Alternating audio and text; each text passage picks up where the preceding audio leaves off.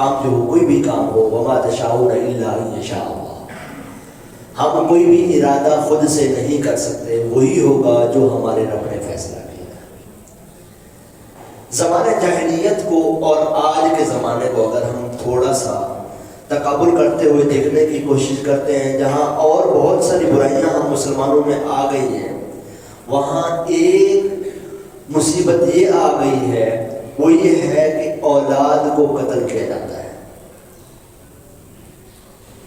جہاں بہت ساری برائیاں ہیں، یہ برائیاں اگر آپ تلاش کرنے نکلیں گے نا، کمپیریزن کرنے نکلیں گے، تو ہم زمانے جاہلیت کی بہت ساری برائیاں اپنے اندر لے چکے ہیں معذرت کے ساتھ۔ رب تعالیٰ فرماتا ہے قُلْ تَعَالَوْا أَتْلُوا مَا حَرَّمَ رَبُّكُمْ عَلَيْكُمْ أَلَّا تُشْرِكُوا بِهِ شَيْئًا وَبِالْوَالِدَيْنِ إِحْسَانًا وَلَا تَقْتُلُوا أَوْلَادَكُمْ مِنْ إِمْلَاقٍ نَحْنُ نَرْزُقُكُمْ وَإِيَّاهُمْ وَلَا تَقْرَبُوا الْفَوَاحِشَ مَا ظَهَرَ مِنْهَا وَمَا بَطَنَ وَلَا تَقْتُلُوا النَّفْسَ الَّتِي حَرَّمَ اللَّهُ إِلَّا بِالْحَقِّ ذَلِكُمْ وَصَّاكُمْ بِهِ لَعَلَّكُمْ تَعْقِلُونَ۔ فرمایا تم فرماؤ، محبوب کو رب تعالیٰ فرما رہا ہے، محبوب تم فرماؤ، آؤ میں تمہیں پڑھ سناؤں جو تم پر تمہارے رب نے حرام کیا۔ یہ کن کو کہا جا رہا ہے؟ یہ کہا جا رہا ہے کفار کو، اسلام کو نہ ماننے والوں کو، یہود و نصارہ کو یہ کہا جا رہا ہے، آؤ میں تمہیں پڑھ کر سناتا ہوں جو تمہارے رب نے تم پر حرام کیا ہے۔ ایک یہ کہ اس کا کوئی شریک نہ ٹھہراؤ، دوسرا ماں باپ کے ساتھ اچھا سلوک کرو، تیسرا اپنی اولاد کو قتل نہ کرو مفلسی کے باعث۔ ہم تمہیں اور انہیں رزق دیتے ہیں اور بے حیائیوں کے پاس نہ جاؤ، ان میں جو کھلی ہیں اور جو چھپی ہیں۔ جس جان کی اللہ نے حرمت رکھی ہے اسے ناحق نہ مارو، اور یہ تمہیں حکم فرمایا ہے کہ تمہیں عقل ہو۔ اس آیت مبارکہ اور اس کے بعد والی آیت مبارکہ ملا کر رب تعالیٰ نے 9 چیزیں بیان فرمایا۔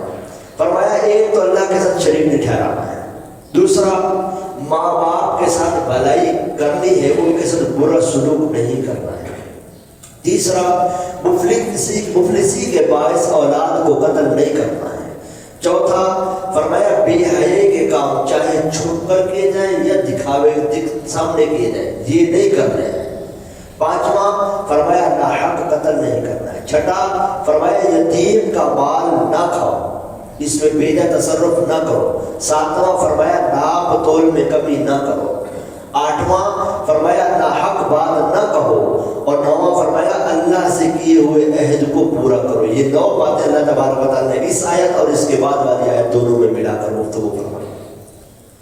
اب اگر ہم اپنی معاشرتی زندگی میں دیکھتے ہیں ہمارے درمیان ان میں سے کون کون سے عیب ہیں؟ مسلمان شرک نہیں کرتا، رب تعالیٰ کے محبوب نے بھی فرمایا کہ مجھے تم پر شرک کا خوف نہیں ہے، مجھے تم پر یہ خوف ہے کہ تم پر دنیا غالب آ جائے گا، تم دنیا کے پیچھے پڑ جاؤ گے، مجھے اس چیز کا خوف ہے، تم پر شرک کا خوف نہیں۔ مسلمان شرک نہیں کرتا، ایک تو بات ٹھیک ہے بچ گیا، جو شرک کرے گا وہ مسلمان ہی نہیں رہے گا۔ دوسرا فرمایا ماں باپ کے ساتھ بھلائی نہ کرنا، رب تعالیٰ نے اس سے منع فرمایا ہے، حکم دیا ماں باپ کے ساتھ بھلائی کرو۔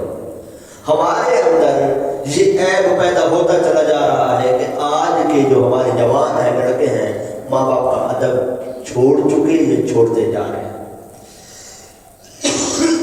تو مشرکوں والی جاہلوں والی ایک بیماری ہمارے اندر یہ آ چکی ہے۔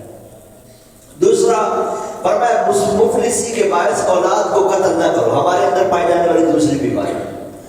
آج ہر جگہ پر ہمیں خبر ملتی ہے کہ فلاں جگہ پر بچہ شاپر میں ملا ہے، فلاں کچرا کھنڈی میں بچہ ملا ہے، فلاں ضلع میں بچی ملی ہے، فلاں ضلع میں بچی ملی ہے، فلاں یہ ہوا، فلاں یہ ہوا، فلاں یہ ہوا۔ کیسے ہو گیا بھائی؟ ہمارے اندر وہ جاہلوں والی زندگی کے اوصاف جو تھے وہ سرایت کر چکے۔ وہ کیوں قتل کرتے تھے زمانہ جاہلیت میں؟ مصطفیٰ رحمت صلی اللہ تعالیٰ علیہ وسلم کی بارگاہ میں ایک شخص حاضر ہوتا ہے، آج کہتا ہے یا رسول اللہ صلی اللہ علیہ وسلم جب سے اسلام لایا ہوں نا مجھے سکون نہیں ملا ہے، مجھے اسلام کی حلاوت ابھی تک نصیب نہیں ہوئی ہے۔ سرکار صلی اللہ تعالیٰ علیہ وسلم فرمایا کیوں؟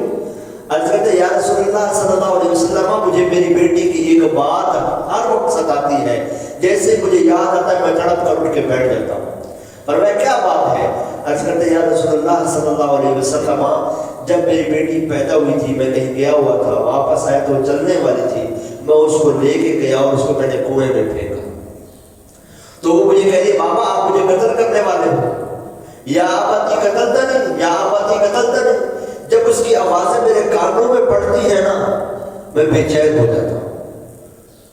رسول پاک صلی اللہ تعالیٰ علیہ وسلم نے دلاسا دیتے ہوئے فرمایا کہ تجھے پتہ نہیں ہے کہ اسلام پچھلے گناہوں کو مٹا دیتا ہے، اسلام پچھلے گناہوں کو مٹا دیتا ہے۔ رسول پاک صلی اللہ تعالیٰ علیہ وسلم کی 3 شہزادیاں تھیں، چار شہزادیاں تھیں، Bibi Zainab, Bibi Ruqayyah, Bibi Umm Kulthum, Bibi Fatima al-Zahra. یہ 4 شہزادیاں حضور اکرم صلی اللہ تعالیٰ علیہ وسلم کی تھیں۔ اگر بیٹی عیب ہوتی کہ مصطفیٰ جان رحمت صلی اللہ تعالیٰ علیہ وسلم کو رب تعالیٰ جہاں اس نے کوئی عیب آپ میں رکھا ہی نہیں ہے کہ بیٹیاں دیتا ہوں۔ ہمارے معاشرے کے اندر خرابی ہے، جاہلوں والی ایک صفت، مزید پر گفتگو کروں گا۔ فرمایا بے حیائی کے کام نہیں کرنا، چاہے وہ چھپے ہوں یا ظاہری۔ آج حیا کا کام تو نہیں کرتے، بے حیائی کے کام کرتے ہیں۔ اللہ سے حیا نہیں، یہ روزہ نہیں رکھیں گے۔ سب سے زیادہ کس سے حیا کرنا چاہیے؟ اپنے رب سے حیا کرنا چاہیے۔ میرے نزدیک میرے رب سے بڑا کوئی بھی نہیں ہے کہ میں جس سے حیا کروں۔ اب کون سی جگہ ہے میرا رب مجھے نہیں دیکھتا؟ ہر جگہ تو دیکھتا ہے، تو میرے اندر یہ ایپ کیوں آ رہا ہے؟ کنیکشن لوز ہے۔ یہ جو آپ اسپیکر کی آواز آ رہی ہے نا، کہیں نہ کہیں کنیکشن لوز ہے۔ یہی حال ہمارا ہے، ہم اپنے رب کے قریب نہیں ہے، کہیں کنیکشن لوز ہے، ورنہ بے حیا نہ ہوتا، ورنہ بے شرم نہ ہوتا۔ کوئی تو وجہ ہے جس کی وجہ سے میں اپنے رب سے دور ہوں، جس کی نحوست یہ ہو رہی ہے کہ میرے اندر بے حیائی آ گئی ہے۔ ہر ایک انسان سوچے، مزید گفتگو سنیے گا۔ فرمایا ناحق قتل نہ کرنا۔ جاہلوں والی، مشرکوں والی ایک بیماری یہ بھی ہمارے اندر داخل ہو گئی۔ آئے دن خبر ملتی ہے فلاں جگہ بندہ قتل ہو گیا، فلاں جگہ بندہ قتل ہو گیا، فلاں جگہ بندہ قتل ہو گیا۔ قتل کیوں ہوا؟ مشرکین کیوں قتل کرتے تھے؟ مال کی وجہ سے قتل کرتے تھے، بغض و عناد کی وجہ سے قتل کرتے تھے، دشمنی اسی کو کہتے ہیں، اس وجہ سے قتل کیا کرتے تھے۔ کیا آج مسلمانوں میں یہ عیب نہیں ہے؟ تو ہمارے اندر یہ جہالت بھی آ گئی۔ مزید فرمایا یتیم کے مال میں بے جا تصرف۔ آج یتیم کا مال تو ایسے سمجھتے ہیں جیسے ابا نے تحفے میں لا کے دے دیے، یہ لے بیٹا کھا۔ انتہا قسم کا نالائق شخص ہے وہ جو یتیم کا مال کھاتا ہے، انتہا قسم کا۔ اگر کوئی، میں ممبر رسول پر بیٹھا ہوں، ہم لوگوں کو زیب نہیں دیتے وہ الفاظ، اس قدر گھٹیا قسم کا شخص ہے جو یتیم کا مال کھاتا ہے۔ رب تعالیٰ نے یتیم کے مال کھانے والے کو بہت سخت الفاظ میں بھوکا ہے، بہت سخت الفاظ میں۔ یتیم ایک کمزور جان ہے، بے بس جان ہے، اس کا مال کھا جاتا ہے۔ وہ چلے جاتے ہیں حج پڑھنے، عمرے کرنے، مدینے دیکھنے، اعتکاف میں بیٹھنے، سارے اعمال کرو، یتیم کا مال لوٹا دو۔ کسی عمل کو کرنے سے منع نہیں ہے۔ اگر کوئی یتیم کا مال کھا کے بیٹھا ہوا ہے اور مدینے جاتا ہے، حج کرنے جاتا ہے، عمرہ کرنے جاتا ہے، وہ حج عمرہ کر لے، لیکن جو حقوق العباد ہوگا وہ اس کو واپس کرنے ہوں گے۔ یتیم کا مال اس کو لوٹانا ہوگا، رکھ نہیں سکتا اپنے پاس۔ اگلا آیت دیکھیے، فرمایا ناپ تول میں کمی کرنا۔ آج آپ چلے جائیں، ناپ تول میں کمی، میرے خیال میں اگر ہم جو ہے وہ ڈس آنیسٹی کا اگر ہم پیمانہ لے نا تو ہماری مسلمان کمیونٹی زیادہ اس میں ہے، ناپ تول میں کمی ہر جگہ۔ یہ مشرکوں کی عادت ہوا کرتی تھی، یہ یہود و نصارہ کی فطرت ہوا کرتی تھی۔